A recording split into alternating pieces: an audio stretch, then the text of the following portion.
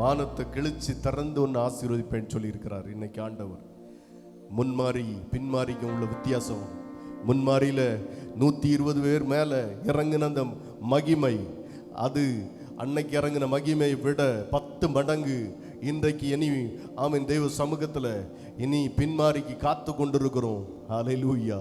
ஆமீன். இந்த ரிவைவல், இந்த எழுப்புதல், இந்த பின்மாரியில் வந்திருக்கிற ஆமீன் எனக்கு தெரிஞ்சு ஆமீன் இந்த சின்ன பிள்ளைங்கள் மேலே எல்லாம் பெரிய பெரிய அபிஷேகம் ஆமீன் இன்னைக்கு ஆண்டவர் ஊத்த போறாரு. ஹல்லேலூயா. சின்ன பிள்ளைங்க ஆமீன் இன்னைக்கு சின்ன பிள்ளைங்களெல்லாம் பாதுகாக்கிறது பெரிய பெரிய விஷயம்.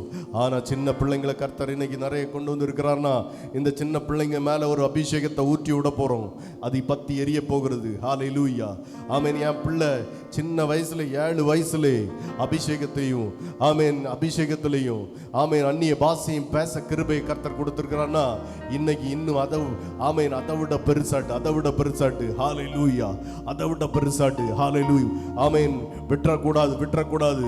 ஆவியானவர் சொன்னது அவ்வளத்தை நான் சொல்லிட்டு ஜெபிக்க போறோம். ஆமீன். ஒரு பெரிய மழையின் இரைச்சல் கேட்க போகுது.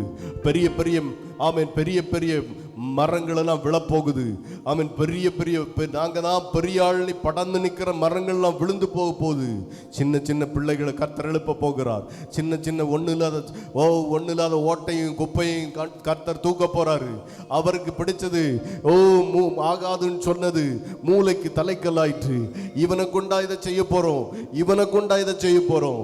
ஐயோ இவனை கொண்டு இல்ல இவனை முடியவே முடியாது, அவனுக்கும் எவனுக்கும் ஒட்டவே ஒட்டாதுன்னு சொல்லி அவன் நினைச்சிட்டு இருக்கிறாங்க. அது இல்ல அது வேற லெவல்ல அது போகும். அது பாஞ்சு போய்கிட்டே இருக்கும். ஹல்லேலூயா. முடிக்கணும் நினைச்சாங்க ஒன்ன, ஆனா முடிக்க முடியல. எத்தனையோ நேரத்துல முடிச்சிடலாம் நினைச்சாங்க, ஆனா முடிக்க முடியல. இன்னும் முடிக்க முடியாதபடி கர்த்தர் வச்சிருக்கிறார்னா அவர் சேனைக்குள்ள வைத்திருக்கிறார். அவர் சேனைக்குள்ள உன்னை வச்சிருக்கிறார். உன்னை அவர் சேனைக்குள்ள கர்த்தர் வச்சிருக்கிறார். ஹல்லேலூயா.